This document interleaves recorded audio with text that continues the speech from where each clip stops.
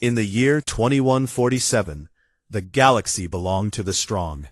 The Krell Dominion ruled over hundreds of star systems. Their ships were huge and black, covered in sharp spikes. Their soldiers were tall insect-like beings with hard shells and glowing red eyes. They took what they wanted.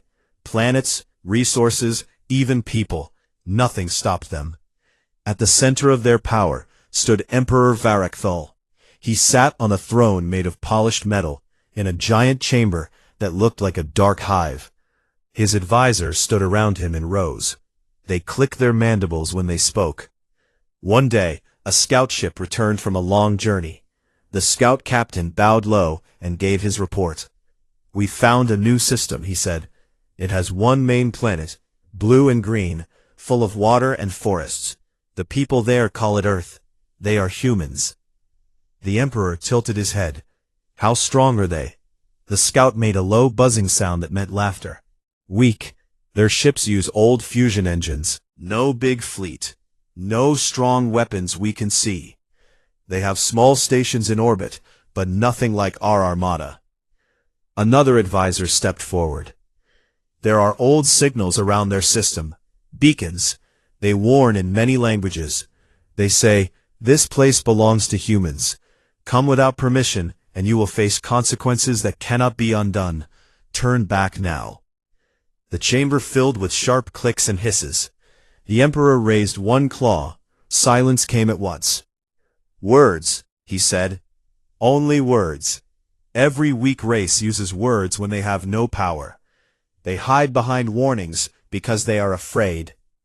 He looked at his fleet commanders. "We will take this Earth. Its metals, its water, its people. All will serve the Dominion. Prepare the Grand Armada. 800 ships, full weapons, no mercy." The commanders bowed and left to give orders. Soon the shipyards of Krell Prime became alive with noise. Massive engines roared. Long barrels of plasma cannons moved into place. Soldiers marched in perfect lines. Dropships loaded with troops and machines waited in bays. The Krell felt no fear. They felt only hunger for more. Admiral Zethkar led the fleet. He was old for a Krell, with many scars on his shell from past battles. He stood on the bridge of the flagship, a giant ship named Wrath of the Hive. The bridge was dark, lit only by red screens and glowing controls. His officers worked around him, moving fast. "Status," Zethkar ordered. "All ships report ready," one officer answered. "Jump drives charged. Weapons hot. We can reach the human system in 12 days. Zethkar clicked his mandibles. "Good. Let the prey hear our coming." The armada jumped. One by one, the ships vanished from normal space and entered the fast lanes between stars. Inside their dark hulls, soldiers sharpened blades and checked armor. Officers studied maps of the Sol system. They laughed when they saw how small Earth's defenses looked on the charts. On Earth, things were different. Captain John Carter stood inside Orbital Station Alpha. The station floated high above the planet. From the big windows he could see the curve of the blue world below. Clouds moved slowly over oceans. Cities glowed at night like rivers of light. John was 42 years old. He had short brown hair and calm green eyes. He wore the dark blue uniform of United Terran Command. Today, he watched a large hologram in the center of the control room. The hologram showed space around the solar system. Red dots moved slowly toward the outer edge. Lisa Brooks stood next to him. She was his second in command. Lisa had black hair tied back and sharp brown eyes. She always spoke in a quiet voice, but everyone listened when she did. "They crossed the first beacon line," she said. John nodded. "I see it." The red dots kept moving. No change in speed. No sign they would turn around. Second beacon in range. A young officer named Kevin Hayes reported from his console.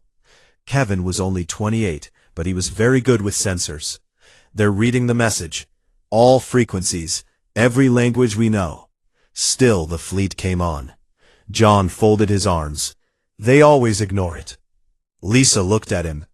Like the Zorath last year, and the Vex before that. John gave a small smile. History repeats. Down on the surface, in a deep bunker under mountains, General Robert Klein watched the same data on bigger screens. Robert was older, with gray hair, and a face full of lines from many years of command. Next to him stood Laura Mitchell, the head of long-term strategy. Laura had red hair and always wore glasses. She never smiled much. They're past the outer marker, Laura said. 50 AU in closing. Robert rubbed his chin. How many ships? 812 confirmed, she answered. Big ones. Heavy weapons. Invasion force. Robert looked at the screen for a long moment. They think we're bluffing. Laura pushed her glasses up. Most do. He turned to her. Activate the watch protocol. Quietly. No alerts to the news. No panic on the surface. Laura nodded and sent the order. Lights on control panels changed color. Soft beeps sounded. Far away, in hidden places across the solar system, machines began to wake up. Old machines. Patient machines. Back on the station, John turned to Lisa. How long until they reach high orbit? 3 weeks if they keep this speed, she said. Maybe less if they push engines. John looked out the window again. Earth looked peaceful. People lived normal lives below. Children went to school. Farmers worked fields. Ships carried goods between cities. No one knew yet what was coming. They will demand surrender soon, John said. Lisa nodded. They always do. John walked to his chair and sat down. Then we wait. The control room stayed calm. Officers spoke in low voices. Screens showed data. No one shouted. No one ran. They had seen this before. Far out in the dark, beyond the last planet, something else waited too. Not ships, not soldiers, something silent. Something that did not sleep. Something that only woke when the line was crossed. The Krell fleet moved closer. Their sensors saw nothing to fear. No human warships rose to meet them. No missiles flew. The space around Earth looked empty. Admiral Zethkar stood on his bridge and felt victory already. Soon, he said to his officers, this system will be ours. His officers clicked in agreement. They did not know. They did not listen.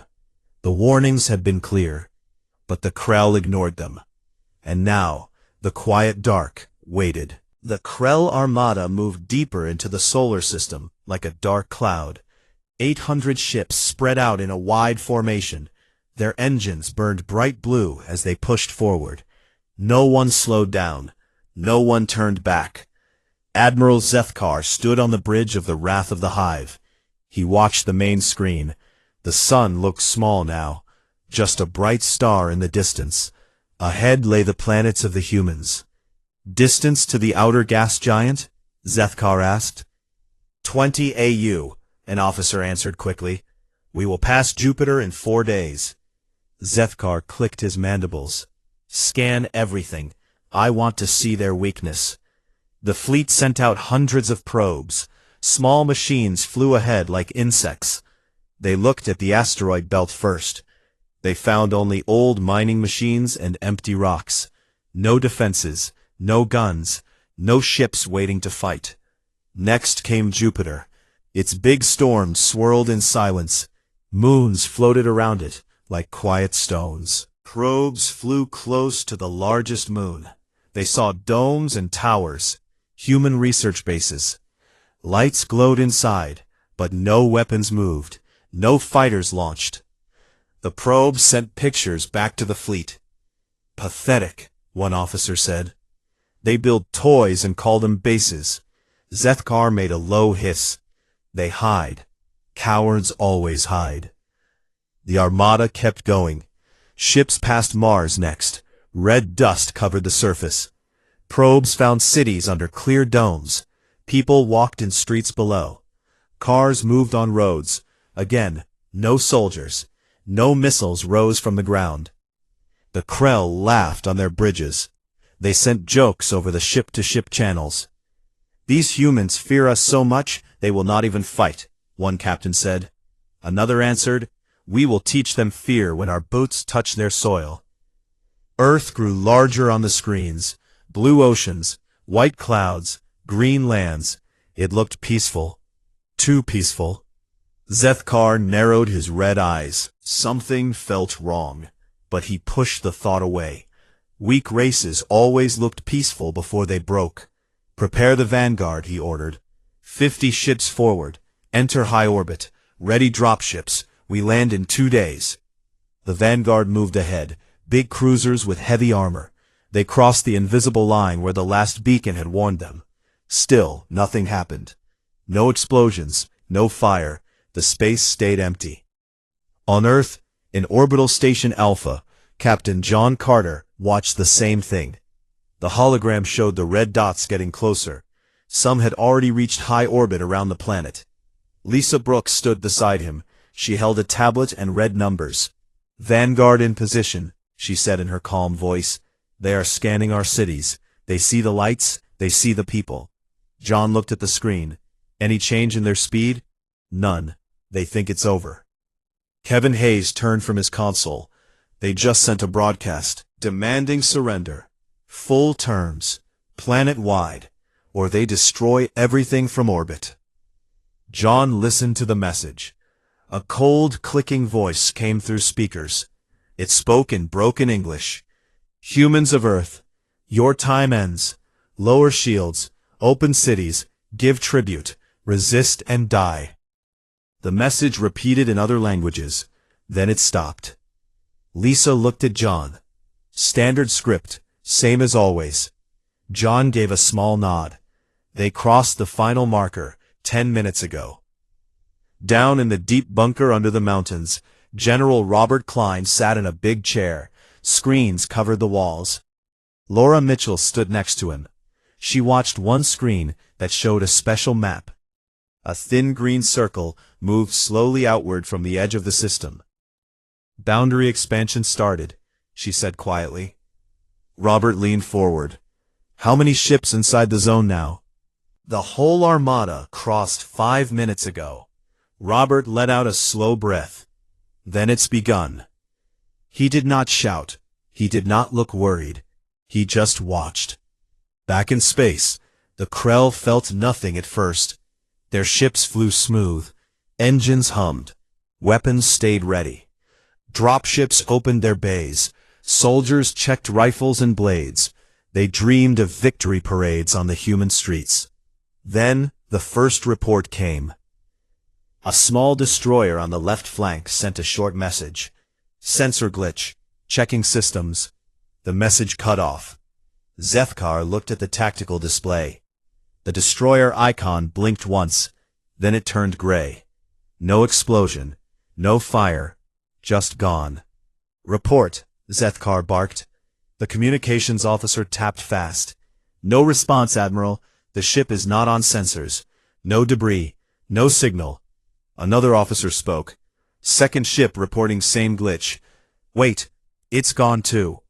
2 more icons turned gray, then 5, then 10. Zethkar stared. "What is this?" Panic started on the bridges. Officers shouted. Engineers ran to stations. Ships tried to pull back. Engines flared bright. But the gray spread like a shadow. A cruiser near the center vanished. No sound, no flash. 1 second it was there. The next second, empty space. "Full retreat," Zethkar ordered. "All ships pull back to outer orbit." Too late. The pattern grew clear. Ships disappeared in straight lines, like someone drew an invisible net and pulled it tight. Squadrons vanished together. Big battleships, small scouts, all the same, gone. One captain sent a final message before his ship dissolved. "They are not fighting us. They are erasing us." The signal died. On the wrath of the hive, the bridge filled with fear. Officers pushed buttons that did nothing. Alarms screamed. Red lights flashed. Zethkar stood still. His claws gripped the rail so hard they left marks. "Find the enemy," he roared. "Find their ships, find their weapons." But sensors showed nothing. No enemy fleet. No beams, no missiles, just empty black space. And one by one, the Krell ships kept disappearing. On the station, Lisa Brooks read the numbers. 40% of their fleet gone. No trace. John Carter watched the hologram. Gray dots spread fast. They still don't understand. Kevin Hayes looked up. "Should we send a message? Let them know?" John shook his head. No, they ignored the warnings. They get the silence. Far out, beyond the planets, in the cold dark of the Oort cloud, the old machines worked. They did not roar. They did not shine. They moved like ghosts, tiny, patient, perfect. The Krell Armada had come to take Earth. But Earth did not need to fight back with guns or ships. It just waited. And now the vanishing continued. The quiet grew louder. The Krell learned too late. The bridge of the Wrath of the Hive felt smaller now. Red lights flashed across every wall. Alarms made short, sharp sounds that hurt the ears. Admiral Zethkar stood in the middle, his claws tight on the command rail. His officers ran from one station to another. Their shells clicked fast with fear. "Status report," Zethkar shouted over the noise. A young officer turned, his eyes wide. "Admiral, we have lost 140 ships. No contact, no debris. They just stop existing." Zethkar looked at the main screen. The tactical map showed hundreds of gray dots where Krell ships used to be. The gray spread like ink in water. Whole groups disappeared at once. A battleship group on the right wing vanished in seconds. Another squadron near the front blinked out together. "Pull the fleet into tight formation," Zethkar ordered. "Cluster around the flagship. Protect the center." The remaining ships moved fast. Engines burned hard. They formed a ball shape around the Wrath of the Hive. Hundreds became less than 500 now. Soldiers inside the ships held their weapons tight. They looked at screens and saw empty space where friends had been. One captain sent a message from his cruiser. "Admiral, our sensors show nothing. No energy spikes, no ships, no weapons fire. It is like the void eats them." Zethkar hissed.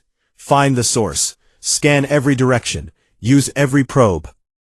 Probes launched from the clustered ships.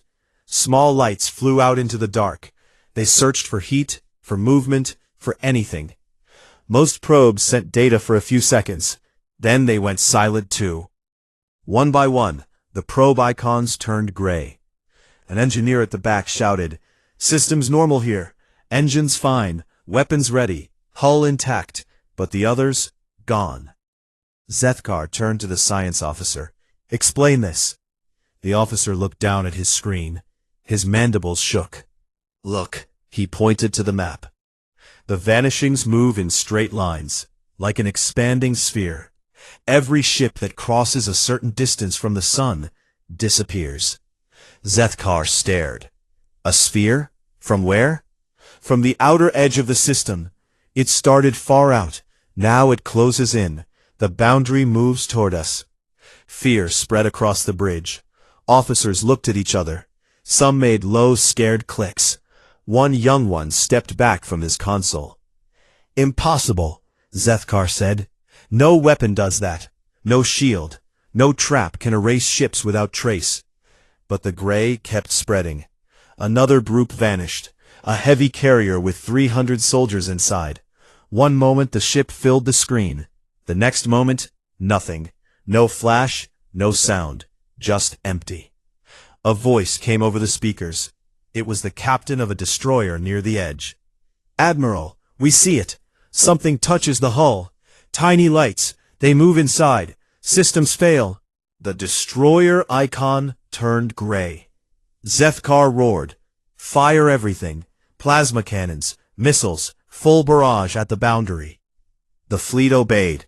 Bright blue beams shot out. Missiles flew in long lines. Explosions lit the dark for a second. But nothing changed. The beams hit empty space. Missiles exploded with no target. The gray sphere kept coming closer. On Earth, in Orbital Station Alpha, Captain John Carter watched the same thing in quiet. The hologram showed the Krell fleet getting smaller fast. Gray covered most of the map now. Lisa Brooks read the numbers in her calm voice. 52% gone. No survivors detected. No escape pods. Nothing. Kevin Hayes looked up from his screen. Their formation is tight now. They try to protect the flagship, but it does not matter. John nodded slowly. They still think they can fight it. Lisa turned to him. Do we record this? Everything, John said, for the next ones who come. Down in the mountain bunker, General Robert Klein sat with his arms crossed. Laura Mitchell stood beside him. She watched a special screen. It showed a green circle moving inward. The circle touched more red dots every minute. 70% now, Laura said. The process speeds up when they cluster. Robert gave a small nod. Good. Less time, less risk. Laura looked at him. They broadcast panic messages. They call for help from their home worlds. But the signals do not reach far. Something blocks them. Robert rubbed his chin. The probes handle that too. Clean work. He did not smile. He just watched. Back in space, the wrath of the hive shook a little. Not from damage, from fear inside. Officers shouted at each other. One pushed another away from a console. Another prayed in the old Krell way, clicking fast. Zethkar walked to the main viewer. He stared at Earth. The blue planet looked small and calm. No lights flashed from it. No ships rose. Nothing. Why, he whispered. Why no fight? A final report came from the outer ships. The boundary reaches us in minutes. We see the lights now. Small, silver. They cover the hull. They eat the metal. They... Silence. Zethkar turned to his officers. All ships, full power to engines. Jump out. Any direction. Escape the sphere. The jump drives hummed. Lights glowed on consoles. Ships tried to leave normal space. But the drives failed. One by one. Engines died. Systems shut down. Lights went dark on bridges. Soldiers banged on doors that would not open. Zethkar looked at his own console. Warning lights flashed red. Intrusion detected. Molecular disassembly in progress. He felt it then. A soft hum inside the ship. Tiny sounds like rain on metal. But inside the walls, inside the floor, inside everything. He looked at his claw. Small silver points appeared on the hard shell. They spread fast. No, he said. The bridge lights dimmed. Officers fell silent. One by one they stopped moving. Zethkar stood alone for a moment. He looked at Earth one last time. They are not weak, he said in a low voice. They are death. Then the silver covered him too. The wrath of the hive vanished. On the station, Lisa Brooks closed a file. 98% gone. John Carter looked out the window. The stars looked the same. Peaceful. 2% left, Kevin said. They try to run, but the sphere catches them. John stood up. End of transmission. Save all data. Lisa nodded. Done.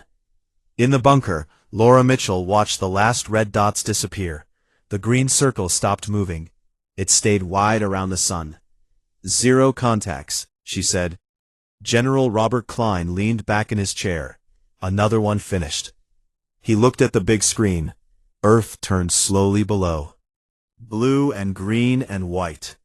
Send the report to command, he said, and reset the beacons. Make sure they are louder next time.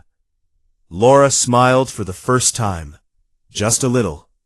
Outside, far beyond the planets, the tiny machines went back to sleep. They floated in the cold dark, waiting again. The Krell fleet had come with power and pride. Now, nothing remained. Not a piece of metal. Not a single voice. Only silence. And the warnings stayed on.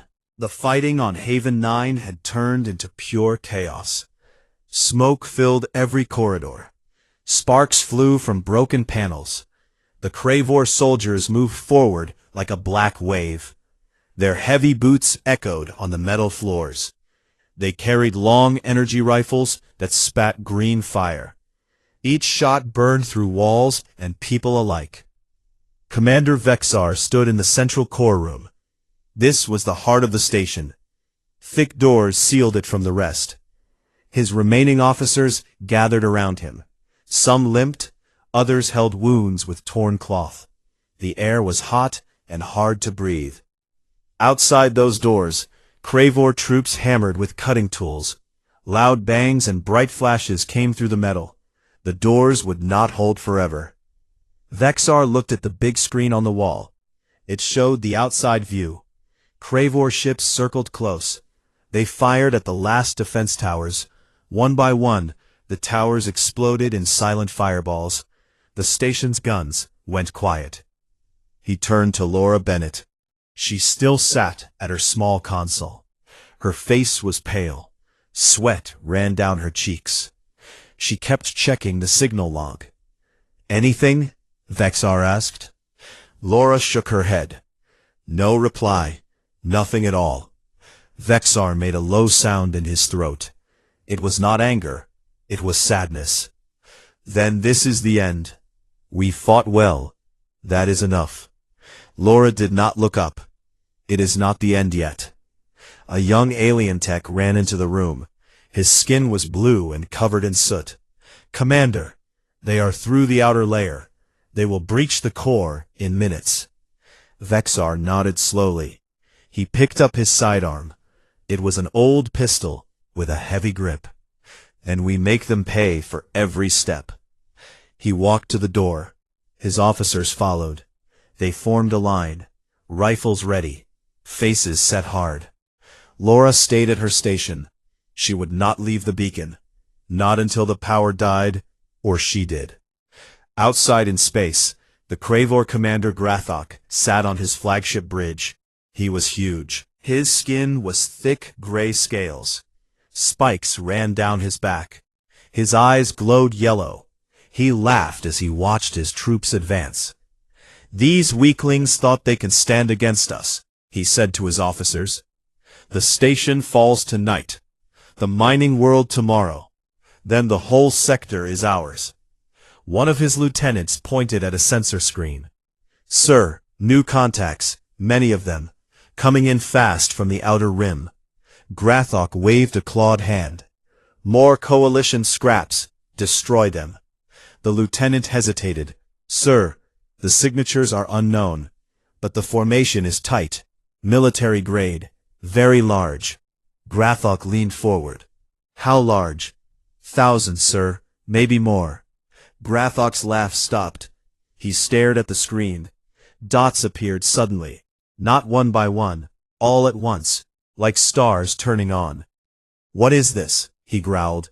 Then the dots moved, fast, too fast for normal ships. They cut through space like arrows. On Haven 9, the alarms changed. A new sound filled the bridge. Not the warning for attack. Something different. Sensors screamed with fresh data. Laura's console lit up bright green. She stared. Her mouth opened. "Contacts," she whispered. "Human contacts. Multiple. Massive." Vexar turned fast. "Show me." The main screen switched. It showed space outside the station. Empty black at first. Then flashes. Bright white flashes everywhere. Jump points opened. Not small ones. Huge rings of light. Ships poured out. Silver hulls. Sharp lines. Blue engine glows. Thousands of them. Carriers, battleships, cruisers, fighters in tight groups. They formed up in perfect order. No chaos, no delay. The lead ship was massive, longer than any Cravor vessel. Its name glowed on the side, in clean white letters, Independence. Laura stood up. Her legs shook. They came. Vexar stared. His 6 arms hung loose. In the void, Captain John Harlan watched from the bridge of the USS Liberty. The fleet had arrived exactly where the calculations said. right on top of the enemy. He spoke calm and clear. All ships, weapons free. Target priority. Cravor capital ships first. Protect the station. No stray shots near Haven 9. The orders went out. Lights flashed across the fleet. On the Independence, railguns charged with a deep hum. Blue energy built up along the barrels. Then they fired. Silent streaks of light crossed space. They hit Cravor shields. The shields flared bright, then shattered like glass.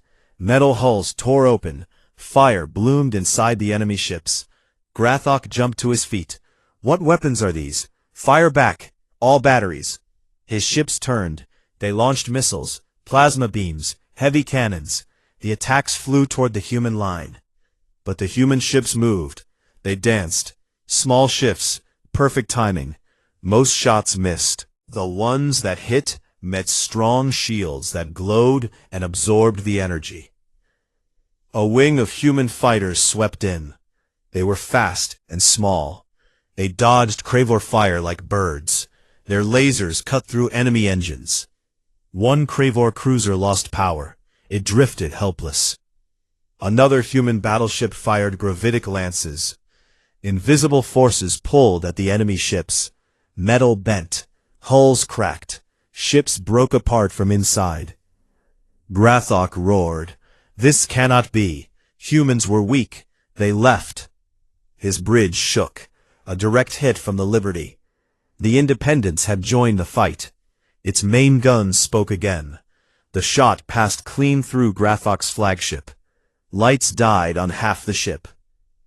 On Haven 9, the Cravor troops inside the station froze, their comms filled with panic.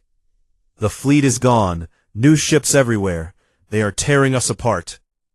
Some turned to run, others kept fighting, but their hearts were not in it anymore. Human ships moved to guard the station. Shuttles launched from carriers. They headed straight for the docking bays. Laura smiled for the first time in days. They are here, really here. A voice came over the open channel. Clear, strong, human.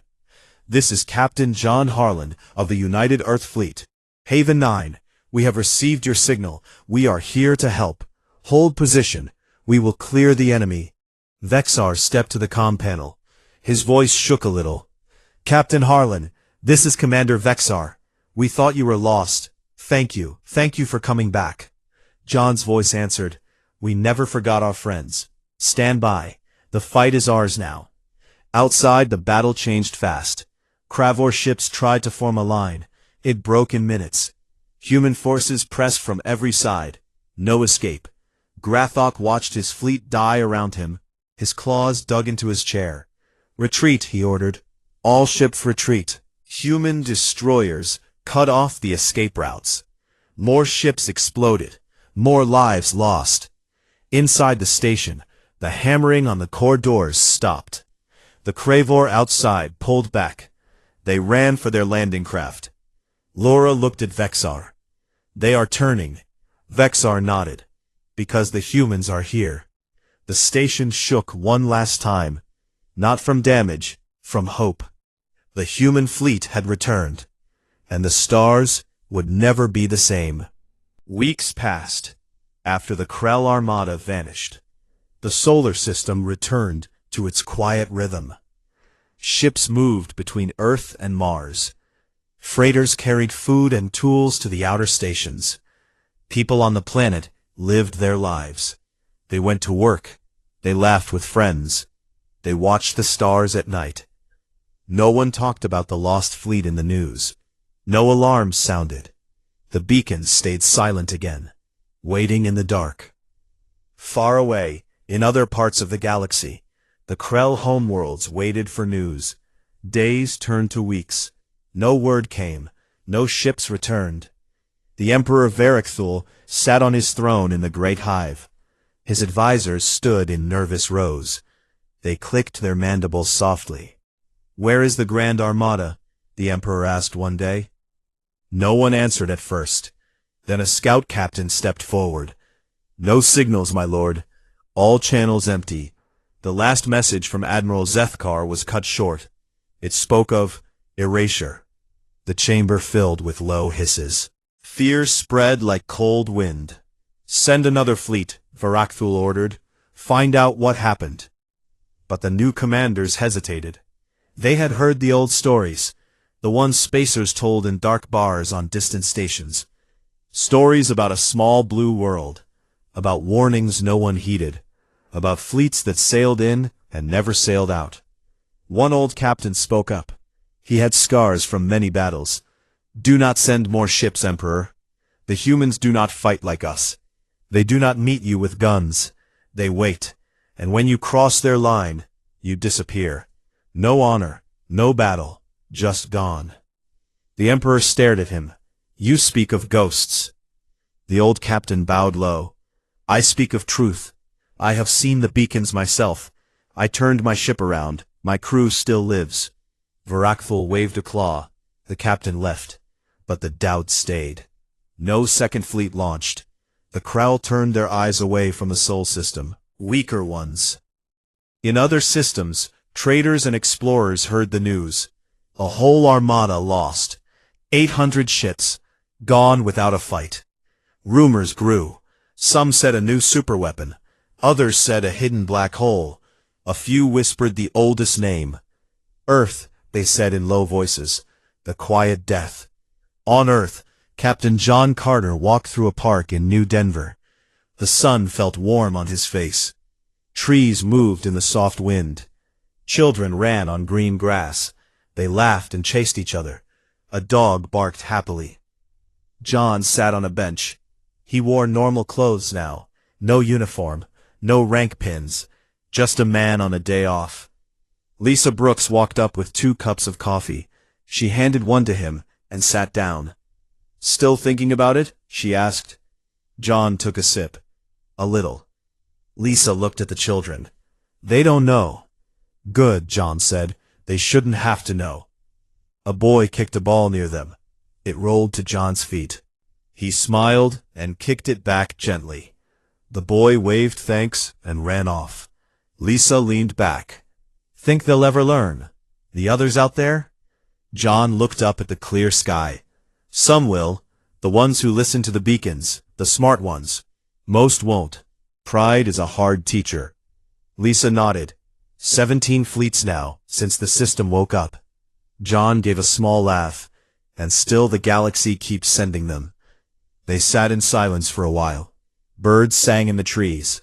A family walked by with ice cream. Life went on.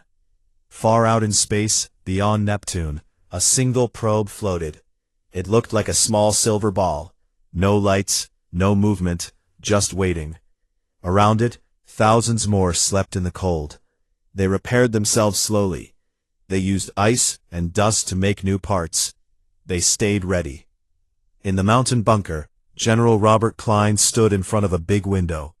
It looked out over snowy peaks. Laura Mitchell joined him. New signals from the outer beacons, she said. A small scout ship approached yesterday. It read the warnings. Then it turned around, left the system fast. Robert smiled a little. Good, one that listened. Laura looked at the horizon.